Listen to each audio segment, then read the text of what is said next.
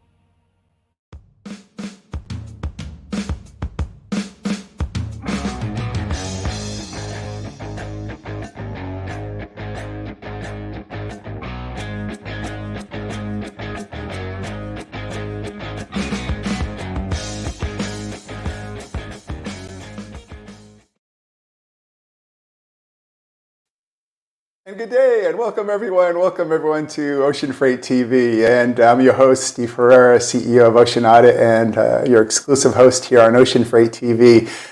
Well, we are definitely throwing things in a different direction and changing things up here. And the more I think of it, first off, I do really want to apologize to my audience group today, which are motor carriers, drayage providers, freight brokers, and everyone in that genre, right, that sells and markets motor or domestic freight. Hell, even rail freight, right, for that matter. Because, I don't get a chance to speak to you guys or about you guys and gals, what a great job you do, for your clients and the American consumer. It's a yeoman's effort to be out there on the front lines, and I know how much pressure there is, in margins and smaller motor carriers, having to sell trucks or perhaps, look at different ways to exit the business.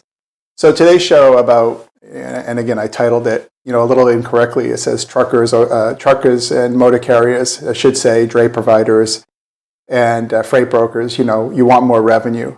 And so, my approach is, pretty unique. I think you can go through this rocky road, right, which leads you to the abyss. And then you go through this opportunity where there's the ability to make some mint, right? Make some money in cash and improve your margins. And that's what it's all about, right? And so, I think that, and it's going to be interesting too, to not only with the live audience, but also on replay, have the comments on this, right? It's like, what's this ocean guy telling us about trucking, right? And I'll be the first one to be honest with you. I mean, I stay in my lane, right? I really do toe the line here, literally, right? The white line between the roads in terms of where my bread is buttered, right? So, clients know me for one service, in the ocean vernacular, right? And they know you for another, right? Your excellent service as a broker, motor carrier, drayage provider, line haul provider, and whatnot. So, as we approach the show today, the first thing that you're probably thinking is, geez, I don't want to get into the ocean freight business. I don't want to haul ocean containers, I mean, I've got some great friends that do that work, and I get it, right? I know there's motor vendors, motor carriers, and drayage and truck providers of all types that don't want to get into the ocean domain or discipline. And, that's part of the problem. That's part of the problem with today's show is that they don't want to get into the domain. However, today's show is really about how to get in the domain without getting in the domain, right? So a little play on words there. And, I have this movie. It's a low budget movie. You guys have probably never seen this movie, but it's called Wag the Dog. And it stars Dustin Hoffman and Robert De Niro. And it's just, it's a funny story, right, about just a process that, how do you get a dog to wag its tail, right? I mean, it's a political story about making up a a storyline on something that didn't happen, right? And make it seem so real that it almost becomes real into real life. And it's one of the reasons why I love the movie Wag the Dog is that it starts out on a storyboard, but it kind of transitions into real life. And it's similar to today's story with creating a new opportunity. I don't pretend to know your space in the trucking, drayage, freight brokerage side, but I do have a surefire way that can develop 100% almost guaranteed new revenues and incremental revenues for you. And, getting back to that story about, Wag the Dog, there's a famous line that Hoffman says in the movie. They're talking about introducing a character, at a certain point of the movie, or the genre that they're presenting. And, so Hoffman says, hey, take the movie Jaws, for example, right? In the movie Jaws, right, Steven Spielberg didn't bring out, the shark, right, in the first scene, right? He brought out like the denouement of the episode, right? What was who were the players? What was the situational analysis? And then he brought, Jaws, right? Which could be both the problem and the solution, right? Because, either they got to get rid of Jaws or Jaws is going to do something, meaning the shark. So it's a bit like today's show, right? I don't want to just launch into what the $1 million idea here is. But I think at the end of our show today, in the next 24 minutes that we have left, you'll say to yourself, why didn't I think of that? That's the next best thing since sliced bread. I'm a business development guy at a motor carrier or a drayage carrier. I'm going to go out and implement this on Monday. I believe, in my heart of hearts, right, that with my 40,000 outlier experts, hours of expertise in shaping B2B type solutions. And again, I did have this, I don't want to plug my book, but, talking about navigating B2B, my bestseller on USA Today and Wall Street Journal. So I do know a thing or two about how to navigate between the lines here. And I think that's an important distinction that we make as we talk about how truckers, motor carriers, drayage providers, and freight brokers can gain more money. Let's get into it a little bit. So first off, let's talk about your competitors, right? So, everyone's watching this show. So, you're a motor carrier and you have a competitor that's in your accounts, or you have an account that you want and your competitor is the domiciled provider. So competitors can take many shapes or forms, right? They could be they're the incumbent, right, within a client, right, that you would like to have.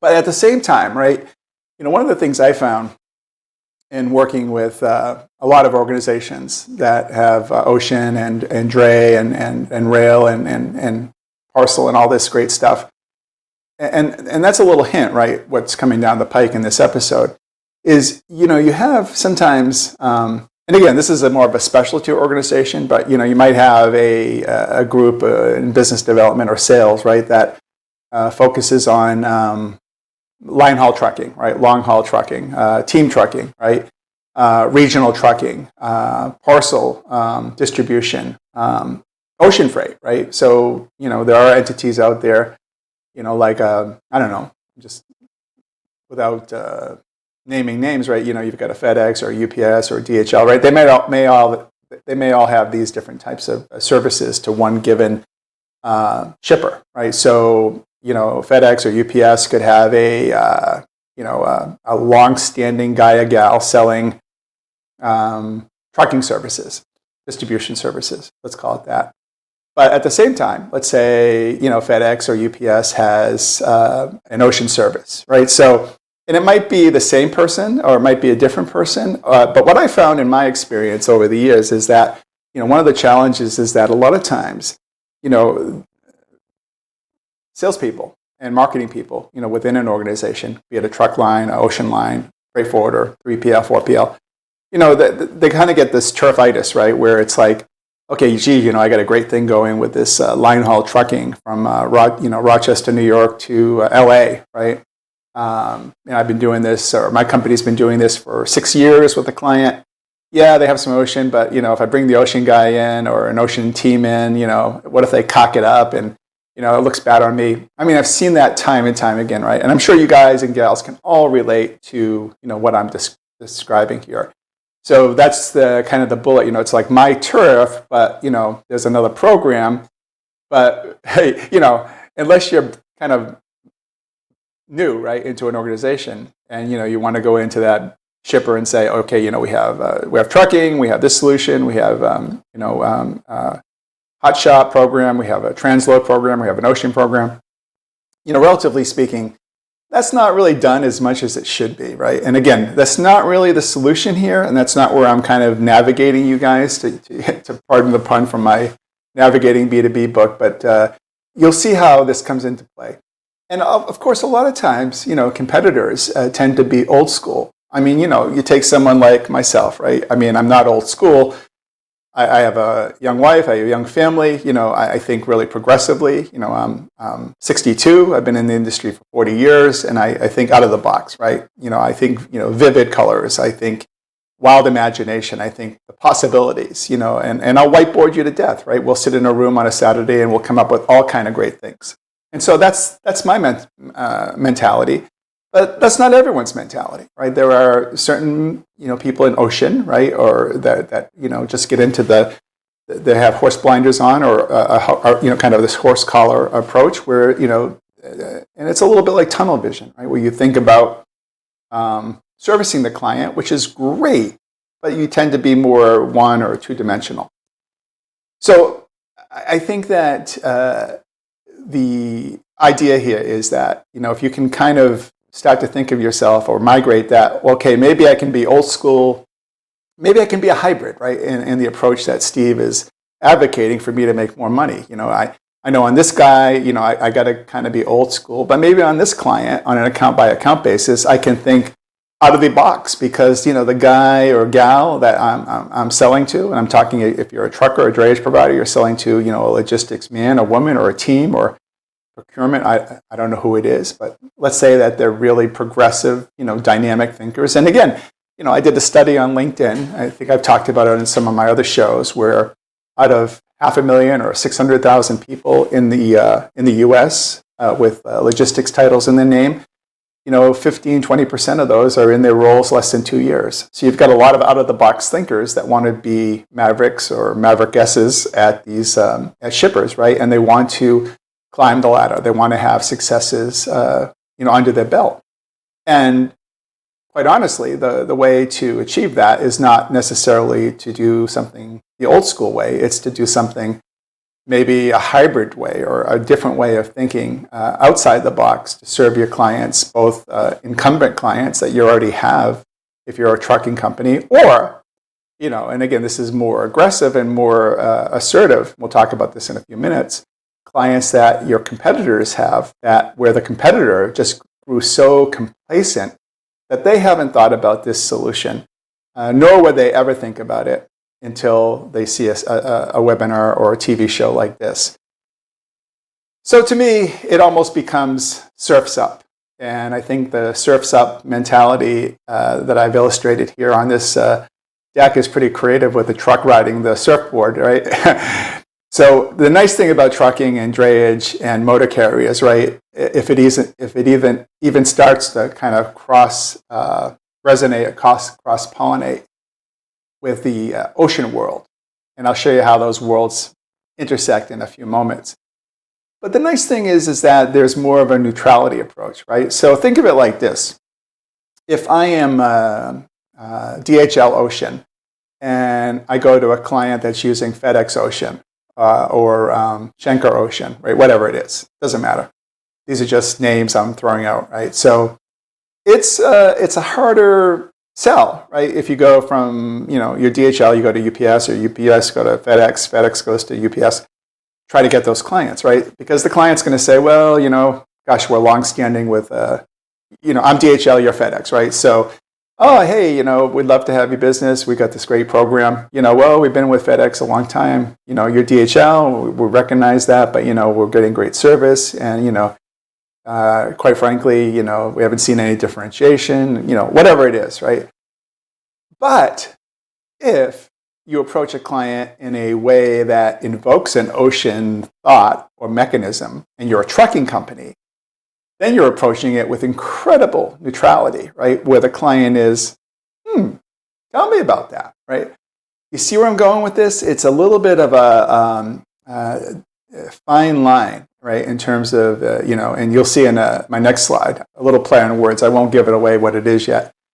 But this is a fine line between, developing or taking advantage of being in a neutral position to bring to the client something so innovative and dynamic that they're going to benefit from it profit-wise, and they're going to attribute those wins to you, right? The trucking company, the motor carrier, the freight broker. Because I think the client's approach is, if you look at from the client side, and you can even say this, right? Who's ever done this for you before? Did, trucking company X, who has your business now, did they ever have this thought? And again, the thought is so unique and so aggressive and progressive that, as I said in my opening remarks, even the smartest thinkers watching my show today probably still aren't sure which direction I'm steering you to. And that's a good thing, because you want to make this a professional consultation where you're offering something so different, so differentiated, that it's like a truth bomb the client receives and says, wow, let's do that, right? And the whole idea here is, if you look at what I've done on this kind of play on words, the next slide here we have is biz dev, or is it dev biz, right? So are you a business development, or are you developing biz, right? So it's almost like, okay, which horse here is coming out of the barn? Are you a hunter or are you a farmer? And it goes back to what I said a few minutes ago, right? By taking advantage and developing a new revenue stream like the one I'm going to offer you here, you become, or you have a ability to take yourself into a first mover advantage, right? Again, this is something that your competitor, who has been in business for 20 years, the salesman's been calling on the same client for 15 years, 20 years, he or she has never thought of it, right? So all things being equal, right? If you can get in the door, and even though that client, that shipper, has been with the same trucking company for 15 years, and you give them the new program opportunity here, they're going to sit back and say, wow, that's really interesting. It's really intriguing. Now, listen, whether you use a program like this and an opportunity to develop new revenue or money, and it's a short-term deal, if it's a, transitional thing where, let's say, you do get in the door, if it's an incumbent client or if it's your own client, that's great, right? And, you utilize a program like this, it's up to you to perform, right? So I'm going to give you a tool that makes you money, right? That makes that affords you the opportunity to not worry so much about your margins. But it's up to you as a truck company, drayage provider, motor carrier, obviously, to execute in the long run at the end of the day. So I can get you there, I can get you over the hump, but you've still got to execute, right? So the whole process is, you're doing something for the client so special, so interesting, that I think, my truck friends are pretty slick, right? So everyone I met at TPM that's in drayage or motor carrier, Ian Whalen was a great, example, a new friend and great contact of mine. You look at somebody like Ian, he gets it, he understands the color of money, right? And most importantly, service to his clients. And so service is the capital S word, and money is the big M word that, kind of follows behind that. But I think when we provide service, everyone in the sound of my voice that's listening, there are certain people, right, that are really, really slick, right? They will take this and they'll run with it on Monday, which is great. I want to hear those calls. I want to get those calls, and I want you to understand how to work this, how to do this effectively. This is as simple as riding an elevator from the 100th floor to the first floor. If you can ride an elevator in that duration for 1, 2, 2.5, 3 minutes, you'll understand this program entirely. And those friends are the friends that are going to be able to convert and utilize the program to make the new money and the enhanced money. Because remember, money is the universal language here, along with service. However, I do believe, right, that one of the things that this opportunity affords you is more visibility towards the client's C-suite, procurement suite, CFO, finance suite, and so on and so forth. Remember, even if you're working with the executive transportation manager, the logistics manager, logistics supervisor, stuff positive moves up the chain quite quickly, right? So wins, opportunities, profits, they all get rewarded and recognized, right? So this is not something that is just like, shh, hush, hush, quiet about, right? This is a big effing deal, right, to all members of the chain within your chain of contact, right, at a shipper, incumbent client or potential client that you want to have as a motor carrier, drayage provider, or a freight broker. This Jamaican Blue Mountain coffee is the best. So the opportunity to develop that is really some special gift for innovators, right, that are thinking outside the box and can really innovate the crap out of new programs. And I've seen this time and time again. I wouldn't have introduced a program like this if I didn't think there were, 100 people right now in the sound of my voice that will watch this, also watch this on the replay, that can execute this on Monday morning. Okay, so I think that really lays out kind of where the fabric is on this, and I think it becomes a implementation, right? So you see what I've done there? So, okay, so what's the tools and what's the heavy lifting? So what this is all about and how are you going to make the money is this is all about you understanding your client so well that you as a motor carrier say, hey, you guys have ocean freight. Or you do already know that client has ocean freight. That's great, because what you're going to do as a truck, motor, or dray provider is you are going to, and especially if it's an incumbent where you're where a competitor as the client, think of it like this. So here's the best way I can approach this. So your competitor has a client that you want very much as a trucking company. This client also has, besides, let's say, I'm just making a number up, so please don't think I'm lowballing or high achieving this number. So let's just say this client has, $25 million in motor carrier type expenses. And let's say the client has 5 to 15 to 20 to 40 million in ocean expenses, right? So you're a trucker. You're going to go in and you're going to get the trucking business. But what if you didn't?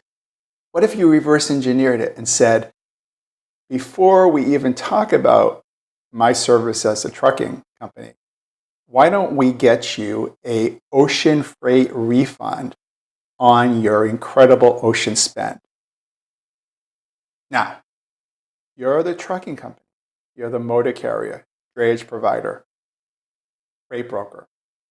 The idea here is if you know that your shipper is a ocean freight utilizer.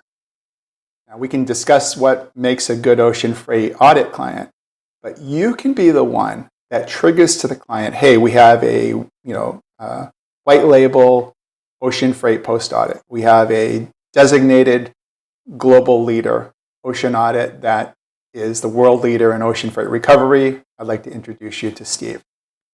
Now, you make that introduction, the client understands that they can get a 6 or even 7-figure ocean refund. Now, of course, I don't work for free. The whole idea behind you making money is we got to get the audit going. So that audit takes place. And remember, this is still an audit or an opportunity where you haven't moved a single ounce of freight for the client because the client belongs to your competitor. So you propose the idea. The client goes, holy cow, it's a great idea. How do we do it? So you still haven't handled any freight, right? You're not handling his trucking. You bid on it. He understands your rates. He understands your capabilities. Okay. So within 5 or 10 days of that event taking place, where that introduction is, I'm able to transmit to the client with 100% certainty preliminary refund where that client has been validated, where that money has been validated by the ocean vendor. So we know 5 to 10 days after you made that introduction that the client's getting back $180,000, $200,000, $45,000. And so when that money comes in, that's the client's money. But who's the genius? Not me. Yeah, sure, I'm the conduit that got them there. But you're the one. You're the face of the client. You represent motor carrier X, Y, Z, drayage provider. You're a freight broker. You have the relationship with the client. So what's going to happen next?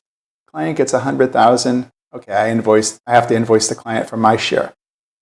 But who's the client going to spend that extra $60,000 on, that extra $200,000 on? Who's the client going to push for, gee, your margins are not good enough for this bid in this lane? Now, I get it. Listen, I totally get what you guys are thinking. It's like, okay, even if I did something so unique for the client, and they got a $200,000 refund that I, trucking company salesman or woman, sponsored or promulgated. I'm the one that gave them the idea. They're still going to push me on rates. I get it.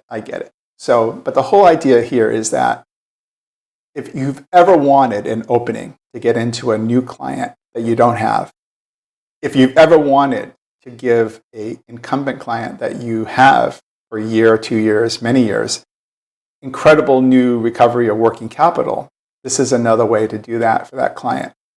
So you've got a multitude of strategies here where, first off, if I'm trucking company XYZ and, my rate is $5 a mile versus, $4.85 a mile for the competitor, and I've done this program, again, you have to ask yourself that question. I don't know enough about your industry to say, okay, how much pushback is that going to happen? Is that going to be to get that lane? But if you've already done something before you've offered the service, and he has had that incredible population of revenue in his treasury, I think he's going to think twice about, calling you out on the fact that you've got to even that lane out. And hey, look, what if he says, hey, I've been with, motor carrier X for 5 years, they're at $5, you got to be at $5. And so even if he pushes you to margin out with what the competitor is at, you're still getting the chance to service that client, right? You have to think of it this way, right? Here is the thought process. My mentality is that you sponsored this concept of getting the client an Ocean Post audit that I do, Steve Ferreira of Ocean Audit. The client now has $50,000, $80,000 in monies they never had. Let's just say your average sale, just making this up, is, let's say he has $50,000, just to make it easier, right? From the audit, right? From the Ocean audit that you sponsored, that you designated or brought the idea to him. I don't want to use the word sponsored. That's the wrong kind of categorization of this idea, concept. But he has $50,000 now that he never had before, right? And so that's the equivalent of 10 truckloads at $5,000 each, right? So one thing you could say, if he's like, okay, well, gee, that's a nice thing you did for me, but I don't want to just give you my business, right? I got to see a service. I got to see, how it performs. We got to talk to the receiver and the shipper and the customer and, yada, yada, yada. But still, you can go and say, hey, you know what? You have $50,000 that you never had, that you never would have had if I hadn't brought this idea to you to audit the ocean, even though I'm a trucker. How about just give me the 10 loads at 5,000, and de facto utilize me for free. That's for free, right? Now again, I hear you. It's wooden nickels, but the whole idea here is that all of a sudden, you have the chance to develop and prove out yourself and your service. If you can't prove out your service with 10 loads, then this is not for you. And you probably never will prove it out. But even if you use those 10 loads and you get 50,000 back in revenue, it's revenue you never had before. I could go on and on about just how great this is. And we're at the end of our show. And time is of the essence to think this through and give me a call or follow me on Ocean Audit and ask me any questions on LinkedIn or through private messaging there or at stevef@oceanaudit.com or stevef@oceanaudits.com, plural.